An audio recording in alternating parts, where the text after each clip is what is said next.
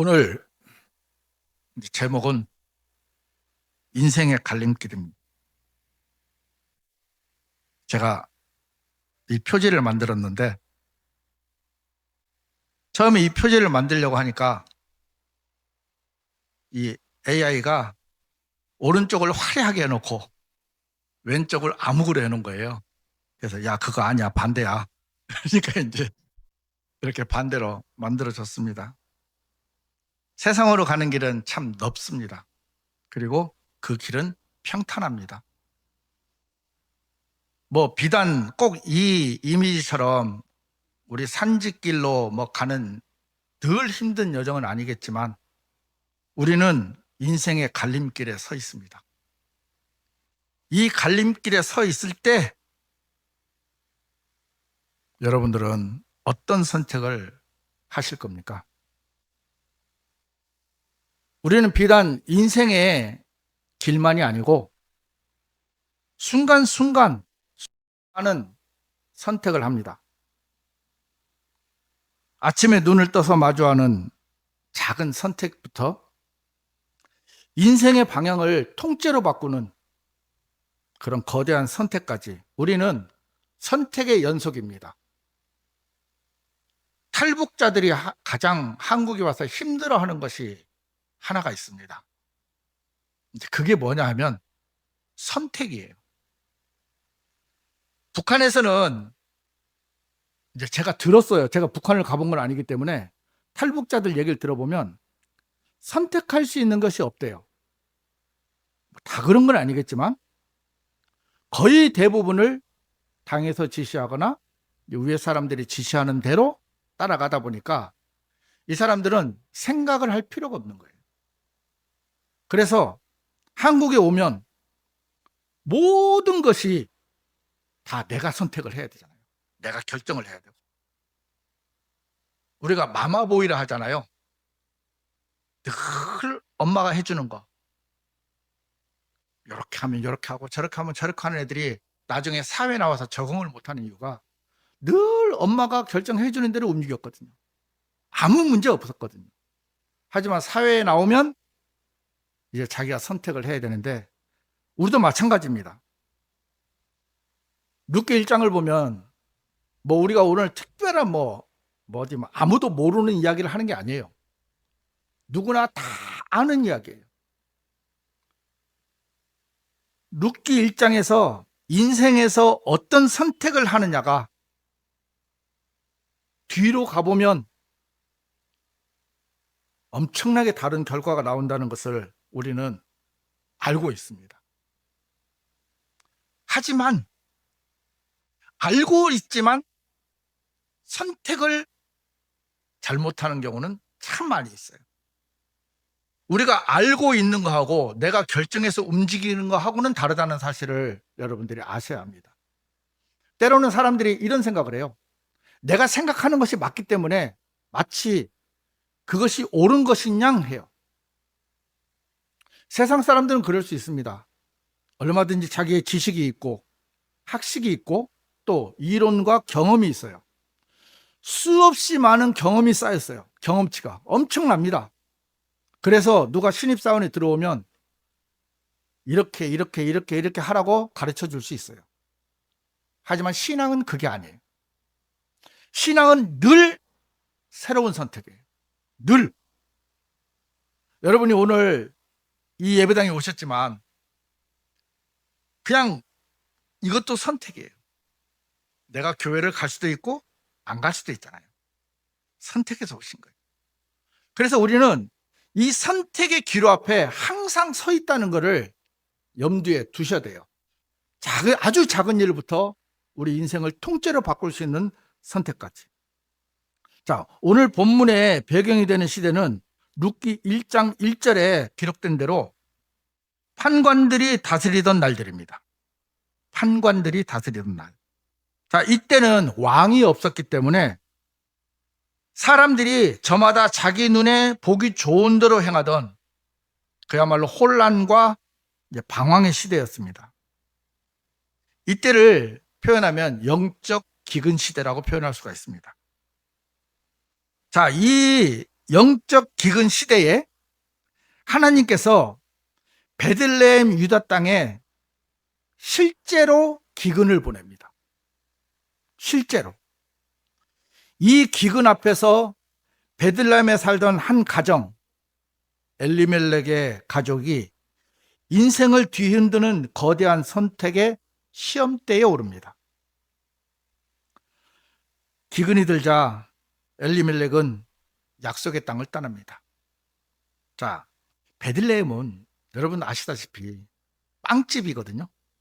그리고 예수님께서 태어나실 곳입니다. 하나님께서 복을 내리신 곳이에요. 외형적으로 기근이 들었지만 조금만 견디면 다시금 회복시켜 주실 수 있는 축복의 땅이에요. 이 축복의 땅을 엘리멜렉은 떠나버립니다. 들이 다스리던 날들에 이러한 일이 있었으니 그 지역에 기근이 들었더라. 그리고 베들레헴 유다의 어떤 남자가 모압 지방 가운데 체류하러 갔으니 곧 그와 그의 아내와 그의 두 아들들이었더라. 체류, 잠깐, 그냥 당분간 이렇게 한 거예요. 근데 우리는요, 이런 생각을 또 해볼 수 있습니다. 아, 엘리멜렉이 믿음이 없어서 도망쳤구나. 거의 대부분 사람들이 이렇게 알고 있습니다. 뭐 그게 맞아요. 맞는데 그 당시 상황으로 들어가 보면 엘리멜렉은요, 그렇게 선택을 할 수밖에 없었어요. 당시에 모압은요, 엄청나게 이 경제가 부흥된 곳이었어요. 지금 자기가 살고 있는 곳은 기근이 들어서 사람들이 굶고 있는데 그 사해 동편의 모압 지방은 우리나라로 말하면 서울 같은 곳. 그죠? 서울 같은 곳이에요. 그러니까 경제적 인프라를 갖춘 풍요로운 땅이에요. 자, 이게 그냥 그런가 보다 하는 게 아니고 역사적인 사실도 다 증명이 되고 성경도 이제 그렇게 기록을 해놓는데, 첫 번째로 모압은요, 해발 900m에서 1000m 정도 고원지대였습니다. 그래서 지형 특성상 지중해에서 불어오는 습한 바람이 이 고원에 부딪히면서 이스라엘은 바짝 말라, 땅이 말라서 죽어갈 때도 모압 땅에는 비를 자주 뿌려줬습니다. 아르논 골짜기 같은 거대한 계곡들이 있어가지고 물이 마르지가 않았대요. 토양도 비옥하고 보리와 밀 수확이 늘 풍성했답니다.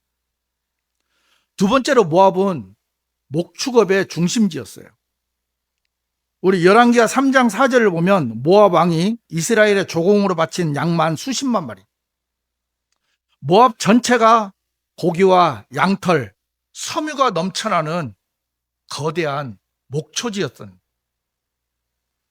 셋째로 고대 근동의 핵심 무역로인 우리 왕의 대로라고 들어보셨잖아요. 모압의 남북을 관통했어요, 이 왕의 대로가. 그러니까 국제 무역을 통해서 자본과 어떤 문화적인 그 가치들이 엄청나게 많은 곳이었어요. 그러니까 자기가 살던 곳은 지금 기근이 들어서 밥도 못 먹고 빵도 못 먹고 굶어 죽어가고 있는데 저쪽을 보니까 너무너무 좋은 거예요. 그냥 단지 우리는 그동안에 엘리멜렉이 믿음이 없어서 모압 땅으로 갔다고 하지만, 실제로 여러분들 가정이 만약에 이와 같은 일을 똑같이 겪었다고 했을 때 과연 베들레헴 땅에 계속 있었겠느냐? 거의 대부분의 사람들은요, 그 모압 땅을 보지 않았으면 모르겠지만 이 모압 땅을 보면 그리로 갈 수밖에 없어요. 어쩌면 현실적인 것. 현실적인 것. 그 성서 지리학의 세계적 권위자 데니스 발리라는 사람하고 그 사람이 연구해 놓은 거하고, 그 다음에 프랑스 루브르 박물관에 있는 메사석비라는 그 유물을 보면 이 기록이 이제 다 그렇게 조금 전에 제가 말씀했던 대로 이제 기록을 해 놓았다 하더라고요. 그러니까 엘리멜렉은 계산기를 뜯은, 계산기를. 오늘날로 우리로 말하면 머리를 굴린 거죠. 생각을 한 거예요. 자, 베들레헴은 빵집이라면서 빵이 떨어졌어요. 말이 안 되잖아요. 내 자식들은 굶어 죽어가고 있고. 그런데 저 건너편을 보니까 물도 풍부하고 먹을 것도 많고 양도 많고 더군다나 훌륭한 장식품도 많고 모든 사람들이 혹할 만한 그런 모든 것들이 다 갖추어져 있어요. 그러니까 어떻게 보면 영적인 눈은 가리워지고 육신적인 눈만 떠서 선택한 정확한 육신적인 선택이었던 거예요. 그러니까 단순히 옆 동네로 이사한 거 아니에요. 우리가 생각했던 것처럼 기근이 왔어, 그래 단순히 갔어, 이게 아니고요. 나름대로 철두철미하게 자기 나름대로의 계산을 해본 거예요. 그래서 여기보다는 저기가 좋구나 하고 갈 수밖에 없었던 겁니다. 자, 룻기 1장 2절을 보면 끝에 보면 거기에 계속 머물렀더라 했어요. 원래 이 사람들은 잠깐만 가려고 했어요. 하지만 가서 보니 좋았던 거예요. 그래서 계속 머물러 버렸어요. 저는 여기서 참 하나님 앞에 감사한 게 뭐냐면 하나님께서 내버려 두지 않으셨다는 거예요. 어떻게 됐습니까? 3절과 5절에 엘리멜렉을 죽이고 말론과 킬리온까지 모두 죽여버렸습니다. 하나님께서 모든 육신의 생각들을 끊어버린 거예요. 가족을 살리겠다고 내린 가장 합리적인 선택, 그곳으로 갈 수밖에 없다면서 스스로를 위로했던 그 선택은 행복한 자리가 아니고 죽음의 묘자리였습니다. 자, 이런 예가 또 하나 나오죠. 롯, 아브라함의 조카 롯. 롯도 정말 계산적인 사람이었어요. 아브라함과 롯의 소유가 많아져서 이제 목자들이 서로 싸우니까 아브라함이 제안을 합니다. 네가 우로 가면 나는 좌하고 네가 좌하면 내가 우하리라 하면서 네가 선택을 해라 하니까 창세기 13장 10절에서 11절 초반부에 보면 그리하여 롯이 자신의 룻하고 롯하고 다릅니다. 헷갈리지 마십시오. 롯이 자신의 두 눈을 들어 올려 요르단의 온 평야를 바라보았더니 곳곳마다 물이 넉넉히 되어졌더라. 주께서 소돔과 고모라를 멸하시기 전이었기에 마치 주의 동산 같았고 내가 저 아래 갈 때 만나는 이집트 지역 같았더라. 그때 롯이 자신을 위하여 요르단의 온 평야를 선택하였더라. 이렇게 되어 있습니다. 여기 보면 표현이요, 마치 주의 동산 같았고 그랬어요. 롯은 에덴 동산을 본 적이 없습니다. 들었겠죠. 그러니까 그 들었던 에덴 동산의 모습과 소돔 땅을 보니까 너무 비슷한 거예요. 너무 좋은 거예요. 어쩌면 삼촌을 상해서 이렇게 비웃었을지도 모르겠습니다. 야, 삼촌은 바보가. 아니, 저렇게 눈앞에 보이는데 나 같으면 야, 조카 너는 이쪽에 가고 내가 저리로 갈게. 아니, 이렇게 할 수 있었는데 참 삼촌은 바보긴 바본가 보다 하면서 아마 안 비웃었을 것 같아요. 제 생각에는 제가 그 입장 같았으면 비웃었을 것 같아요. 참 어리석다고 생각을 했을 것 같아요. 그리고 그 휘하의 종들도 안 그랬겠습니까? 야, 어때 우리 종은 선택하는 것마다 험한 곳으로 가냐? 음? 뭐 정치하는데 뭐 어떤 분들은 일부러 험지로 간다 하는데, 야, 어째 우리 아브라함 종 주인은 어째 가는 곳마다 이렇게 험지로만 가냐? 좀 평탄한 길로 가면 안 되나? 이런 생각도 했을 것 같아요. 롯의 비웃음도 샀고. 그래서 롯은 선택을 합니다. 그것은요, 단순한 시골이 아니에요. 거기에는 소금도 많아. 그 당시엔 금보다 소금이 더 귀했다 하더라고요. 그래, 가뭄 걱정이 없고, 그렇죠? 왜냐하면 여기 보면은 물이 넉넉히 되어졌다 했잖아요. 그러니까 눈으로 보면요, 이거는 파라다이스, 파라다이스. 저기만 가면 행복해질 것 같은 그런 곳이잖아요. 어디에 표라고 되냐면 당대 최고의 초강대국이자 첨단 물질 문명, 그리고 세련된 도시 문화, 그리고 금보다 귀한 역청과 소금 무역으로 자본이 엄청나게 많은, 그야말로 황금의 도시라고 불렸던 것이 소돔이랍니다. 여러분들이 들었던 바, 아시는 바와 같이 그냥 저러니까 갔구나, 그게 아니에요.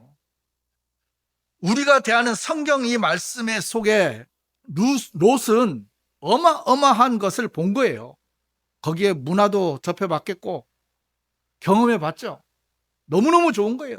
여러분, 이 세상이 지금 즐길 만한 게 얼마나 많습니까? 정말 뭐 돈이 있건 없건 간에 즐길 수 있는 문화들이 어마어마하게 많아요. 지금 이 진주는 좀 덜하지만요, 서울에 가보세요. 10원짜리 하나 없어도 즐길 수 있는 문화들이 엄청나게 많아요. 이래 즐길 것이 많은데 왜 하나님을 믿어? 이런 사람들이나 롯과 생각이 똑같은 거예요. 롯은 손익계산을 해봤어요. 내가 이리로 가면 어떤 이득이 있을까? 사업도 잘 되고 내 가족들이 좀 떵떵거리게, 그죠? 내가 누구 아들이에요 하고 가면 그래 하면서 벌벌 떠는, 자기 자식들도 그렇게 키우고 싶은 거예요. 좀 떳떳하고 당당하게 살고 싶은 거예요. 그동안에 아브라함 밑에서 제 2인자로 살아왔는데 이제는 1인자가 되고 싶은 거예요. 너무너무 치밀한 계산. 누가 봐도 대박 기회. 그죠? 사람들이 볼 땐 지혜로운 선택이었어요. 그 화려한 인프라에 눈이 멀어서 한 가지 못 본 것이 있어요.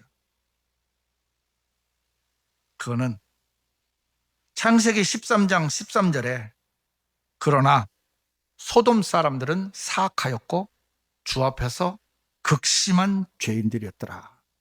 이걸 몰랐어요. 만약에 이걸 알았다면 롯이 갔을까요? 안 갔을까요? 안 갔을 겁니다. 아브라함이 가라고 해도 안 갔을 거예요. 왜?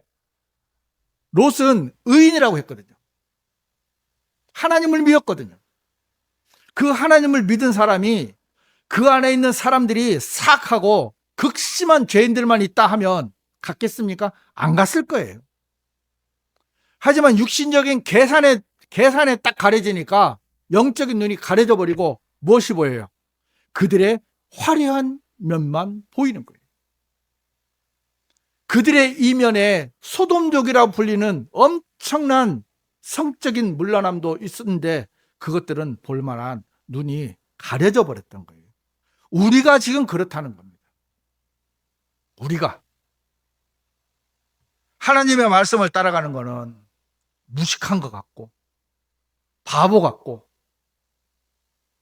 정말 등신 같고, 세상이 얼마나 좋은데, 그리고 하나님을 믿어도 저 사람들처럼 믿어. 큰 교회 가서 믿어.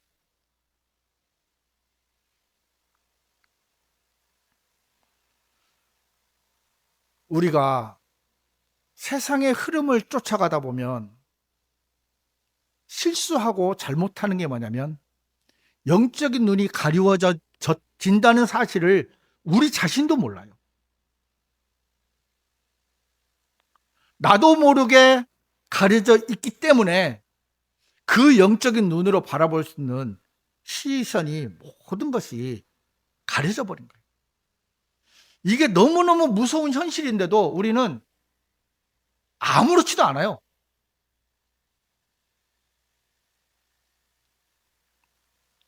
결국엔 어떻게 됐습니까? 그 마지막은 쫙 망했잖아요. 겨우 도망와서 딸하고 근친상간에서 나온, 예? 정말 하나님 앞에 저주받은 족속이 돼버리는 그런 결과가 이 선택 하나에 달렸더라고요. 하나님을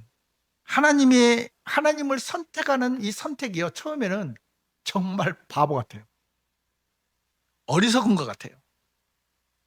지금도 제가 창원에서 진주 교회 온다 하면 사람들이 그 먼 곳까지 왜 가는데 그러는 거거든. 가까운 데 많잖아. 근데 거기까지 왜 가는데 그러는 거예요. 그 사람들을 볼 때는 제가 어리석은 거예요. 사람들이 볼 때는 이미 하나님을 믿는 어떤 틀이 정해져 버렸어요. 그래서 신앙생활을 한다고 하는 사람들은, 또 복음을 전한다고 하면 어리석은 사람이 돼버리는 거예요. 하지만 하나님은 그 어리석은 사람들로 쓰시더라. 아멘 되십니까? 예. 처음에는 어리석어 보여요. 처음에는. 나오미가 이제 두 며느리를 부릅니다. 이제 너희들 돌아가라. 내가 오늘 밤 남편이 생겨서 아이를 낳는다 치자. 너희들한테 줄 수가 없다. 그러니까 너희들은 돌아가라. 이렇게 도달하니까 오르바는 또 뭘 두드려요? 계산기를 두드리는 거예요.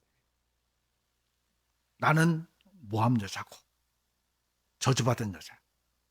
근데 만약에 베들레헴으로 돌아가면 나는 평생 이방인으로 낙인이 찍혀서 살아가야 돼요. 계산이 돌아가는 거예요. 그리고 거기서 자기한테 장가올 남자가 없어요.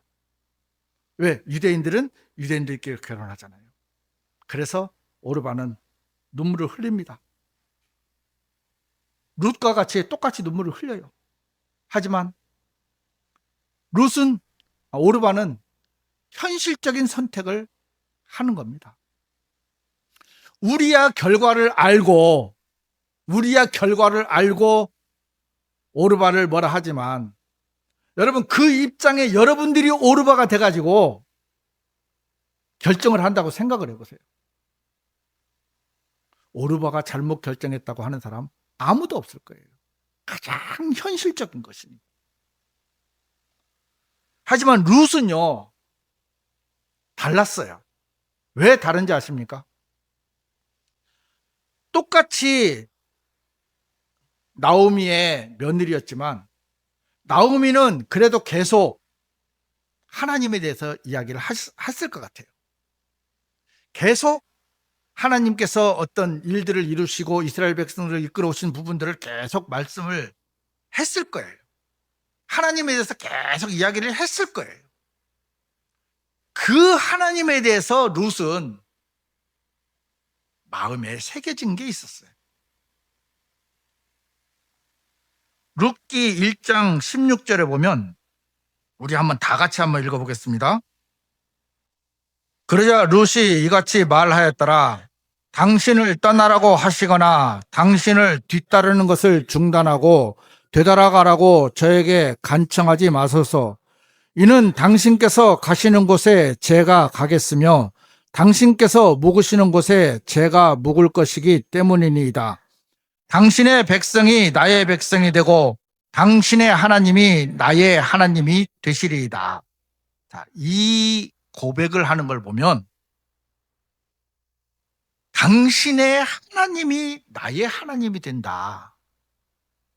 이 마음이 룻의 마음에 있더라고요. 그냥 갈 데가 없어서 따라간 게 아니라는 겁니다. 막연하게 내가 이제는 이쪽으로 가도 못하고 저쪽으로 가도 못하니까 아이고 그래도 시어머니 쫓아가는 게 안 낫겠나 싶어서 가는 게 아니더라고요. 룻이 베들레헴으로 돌아가면요, 자기는 결혼을 못할 걸 알아요. 평생 오르버가 계산했던 것처럼 이방 여인으로 낙인 찍혀서 살아가야 되는 것도 알아요. 그런데 룻의 마음에 한 가지 뭐가 분명하게 새겨져 있었냐면, 당신의 나오미의 하나님이 나의 하나님이다. 그 앞에 가려진 모든 것들을 다 제거해버리고 하나만 딱 보이는 거예요. 하나님, 그분 한 분만 보이더라. 당신의 하나님이 나의 하나님이다. 자기는 저주받은 여인이에요. 저주받은 여인인데도 그 하나님에 대해서 자기는 은혜를 입고 싶은 마음이 있는 거죠. 세상 사람들이 볼 때는 미련한 과부 아닙니까?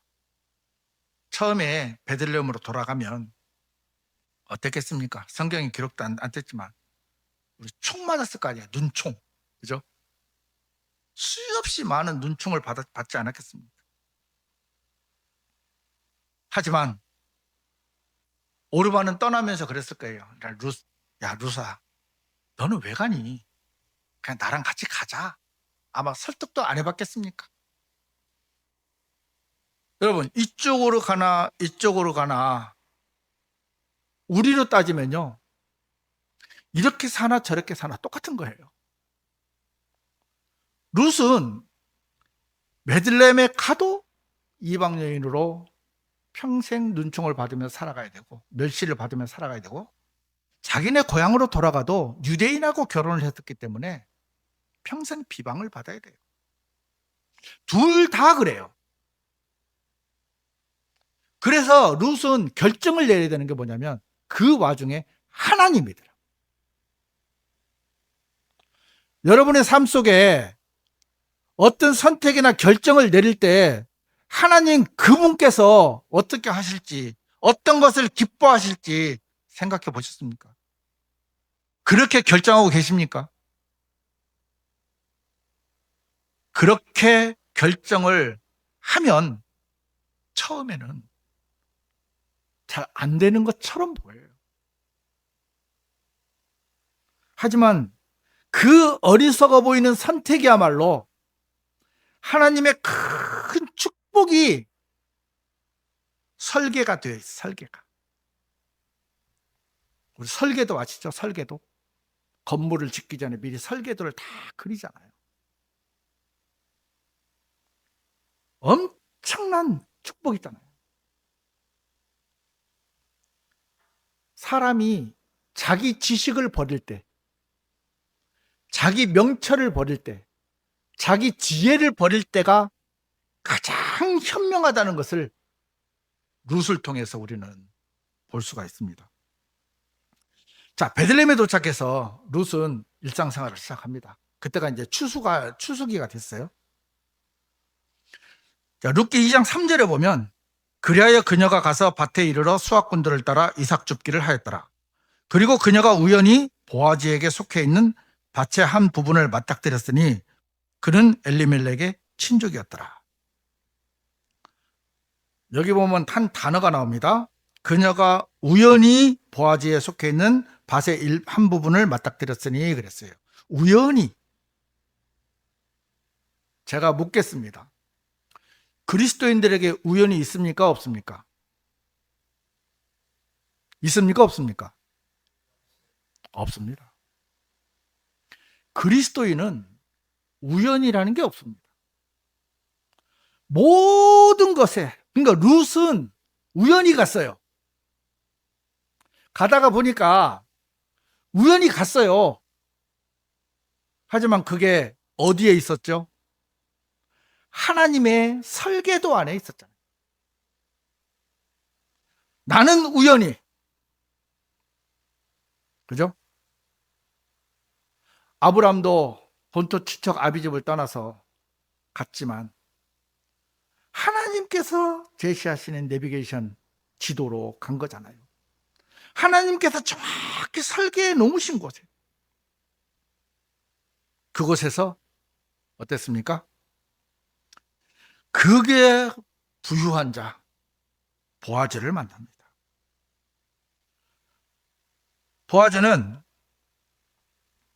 룻기 2장 15절 16절에 보면, 그런 다음에 그녀가 이삭을 주우러 일어났을 때 보아즈가 그의 청년들에게 명령하며 이같이 말하였더라. 그녀로 하여금 곡식단들 사이에서 게 하고 그녀를 나무라지 말라. 그리고 또한 몇 움큼 쥔 데서 얼마를 그녀를 위하여 일부러 떨어뜨리고 그것들을 남겨두라. 이는 그녀가 그것들을 줍게 하려 함이니 그녀를 나무라지 말라. 이렇게. 저는 이 말씀을 보면서 참 감사한 게 뭐냐면, 여기 보면 그리고 몇 움큼 쥔 데서 얼마를 그녀를 위하여 일부러 떨어뜨리고 그러더라고요. 우리의 삶 속에 하나님께서 군데군데 이렇게 은혜를 떨어뜨려 놓으셔요. 우리는 가서 우연히 줍는 것처럼 보이지만 하나님 우리 삶 속에요, 하나하나 세밀하게 이미 설계대로 우리를 그려 놓으셨기 때문에 그 가는 길 곳곳마다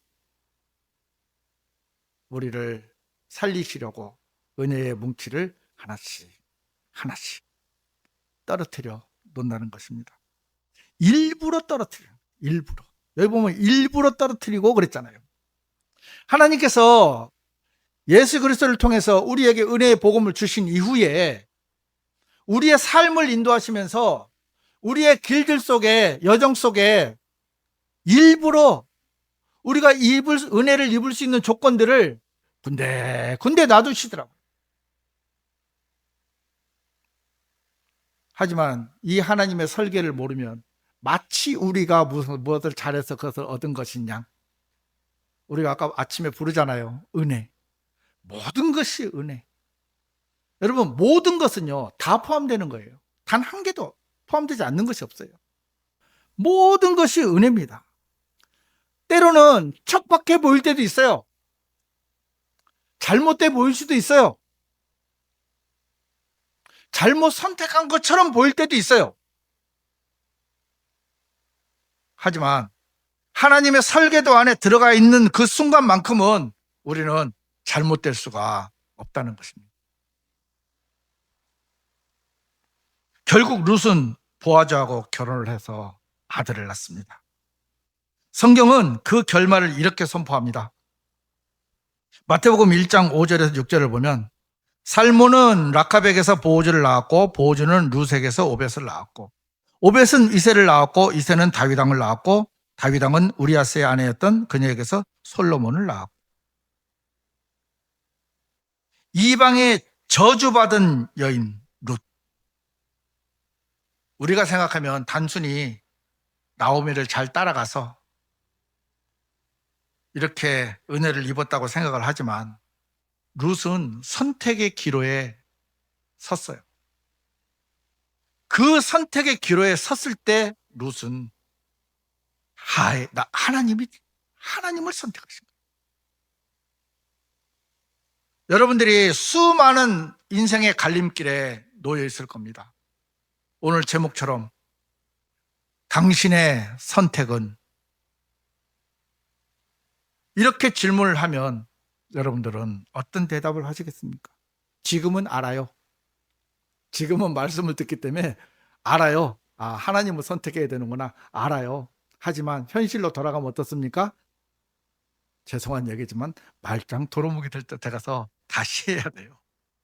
그래서 우리는 말씀을 계속 듣고, 그렇죠? 기도하면서 은혜를 입을 수밖에 없는, 인간은 망각의 동물입니다. 여러분들이 이걸 잊으시면 안 되는 것이, 우리는요, 망각의 동물이에요. 늘 잊어요. 그래서 우리는 늘 들어야 돼. 정말 바보, 세상 사람이 볼 때는 바보 아닙니까? 여러분들을 볼 때 세상 사람들이 비웃어요. 하지만 그 바보처럼 베들레헴, 나오미, 하나님을 선택한 룻은 이 성경이 영원히 빛나잖아요. 영원히 성경책에 이름이 박제가 돼버린 거예요. 보오즈는 룻에게서 오벳을 낳았고, 오벳이 누굽니까? 다윗의 할아버지 아닙니까? 증조 할아버지.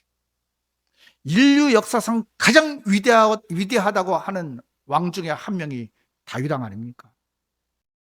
그 계보에 들어가는 영광을 선택 하나, 갈림길에서 선택했던 그 선택 하나가 인생을 통째로 바꿨어요. 반대로 롯은 그 선택 하나가 자기 인생을 완전히 망가뜨려 버린 겁니다. 이게 우리의 삶의 교훈이 되어야 됩니다. 엘리멜렉이 모압 땅으로 간 것도, 롯이 소돔 땅으로 간 것도 그럴싸한 이유가 있었습니다. 아주 합리적인 이유가 있었습니다. 물이 풍부했고 문명이 화려했고 당장 굶어 죽는 문제가 해결됐어요. 이것이 자기들이 생각할 때는 최고의 대안이었습니다. 우리도 때로는 그렇게 타협할 때가 없습니까? 정말 마음에 손을 얹고 한번 곰곰이 생각을 한번 해보십시오. 정말 여러분들이 어떤 인생의 갈림길에서 나는 하나님만을 택했다? 저 역시도 그렇지 못했어요. 그래서 이렇게 한 번이라도 더 주님의 은혜를 입으려고 이 말씀을 또 보게 하시고 전하게 하시는 겁니다. 내가 볼 때 세상의 유일한 방법이 맞다 하더라도 우리가 기준이, 절대적인 기준이 하나 있어야 되는 것이 뭐냐면 그것이 하나님의 말씀입니다. 제가 아침에도 그런 말씀을 한번 드렸는데, 하나님께서 자신이 하신 말씀을, 우리는 하나님을 어떻게 알고 있냐면 전지전능하시다고, 그죠? 무소부재하시다고 하잖아요. 그러면 못하실 것이 없잖아요. 그 못하실 것이 없는 하나님이 자신이 하신 말씀 하나 지키지 못하겠습니까? 어떤 것도 불가능이 없는 그분께서 자신이 말씀하시고 기록해 놓은 성경 하나조차도 지키실 수 없는 분이라면 우리는 그분을 믿을 필요가 없는 거예요. 하지만 그분은 지키셨어요. 지키고 계시고 앞으로도 지키실 것이고 영원토록 지키실 것입니다. 그 대안이 바로 킹제임스 성경. 자기가 한 말, 자기가 기록한 것도 지키지 못하는 하나님이라면 우리는 그 하나님을 왜 믿습니까? 다른 거 이적과 기적 다 필요 없어요. 우리는 유일한 성경 한 권이면 됩니다. 그 성경의 절대적인 기준, 우리 앞에 놓여지는 영어 킹제임스 성경, 그것을 최대한 한 글자라도 빠지지 않고 번역한 표준역 성경. 그래서 저희들이 이 말씀을 선택한 것입니다.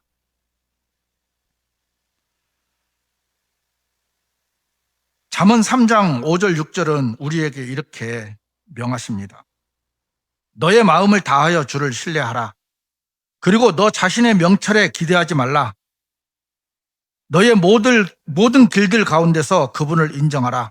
그리하면 그분께서 너의 행로들을 인도하시리라. 너 자신의 명철에 기대지 말라는 겁니다. 그런데도 우리는 끊임없이 우리의 명철이나 지식에 우리는 늘 기대고 살아요. 너의 모든 길들 가운데서 그분을 인정하라. 그리하면 그분께서 너의 행위들을 인정하시리라. 자, 마지막으로 시편 55편 22절은 우리 다 같이 한번 읽어보겠습니다. 너의 짐을 주께 던지라. 그리하면 그분께서 너를 지탱하시리라. 안 넘어갔습니까? 예. 너의 마음을 다하여 주를 신뢰하라. 그리고 너 자신의 명철에 기대지 말라. 너의 모든 길들 가운데서 죄송합니다. 예. 너의 짐을 주께 던지라. 그리하면 그분께서 너를 지탱하시리라. 그분께서 의로운 자가 동요하는 것을 결코 허락하지 아니하시리라. 이게 비슷해서 자꾸 헷갈립니다. 죄송합니다. 너의 짐을 주께 던지라. 그냥 맡기라도 아니에요. 던지라. 그리하면 그분께서 뭐를요? 나를 지탱하시겠다고 약속을 하셨어요. 이게 말씀이에요. 의로운 자가 동요하는 것을 결코 허락지 않겠다 하셨어요. 그러면 우리는 하나님을 붙들었을 때, 하나님을 선택했을 때 눈에 보이는 약간의 불리함과 불이익과 어떤 바보 같은 것들이 보일지라도 결국 우리는 승리할 수밖에 없는 그리스도인이기 때문에 여러분들이 삶에서 흔들릴 필요가 없다는 것입니다. 눈앞에 어떤 이득, 세상의 인프라 속에 여러분, 롯이 소돔과 고모라를 선택했고 엘리멜렉이 모압을 선택했던 그 어리석음에서 벗어나서 사람들이 볼 때는 가장 합리적인 선택이지만 하나님이 볼 때는 가장 저주받은 선택인 것을 기억하시고요. 룻처럼 정말 자기는 저주받은 인간인 것을 알았기 때문에 유일하신 하나님을 선택할 수 있는 그 지혜도 그거는 룻의 지혜가 아니더라고요. 하나님께서 그렇게 은혜를 입혀주셨더라고요. 오르바 역시 마찬가지였을 겁니다. 하지만 오르바는 그 은혜를 저버리더라고요. 우리는 선택의 길에 서 있습니다. 어느 것을 받아들일지 그거는 여러분의 자유의지입니다. 말씀 앞에 놓였을 때 그 말씀을 여러분들이 마음을 열고 받아들인다면 처음에는 어리석어 보일지라도 모든 것을 합력하여 선을 이루시는 그 하나님께서 우리를 축복하시고 은혜 입혀주시겠다는 마음이 들어서 저희 말씀을 드렸습니다. 말씀을 마치겠습니다.